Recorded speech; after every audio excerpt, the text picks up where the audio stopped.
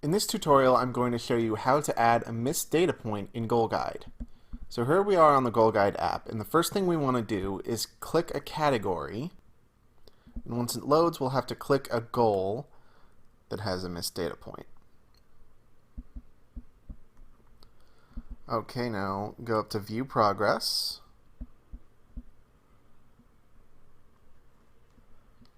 And as you can see, John forgot to log the goal in on a few days, namely September 15th, 16th.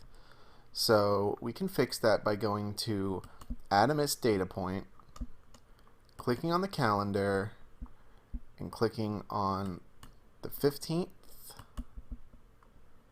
Add Data, and on the 16th.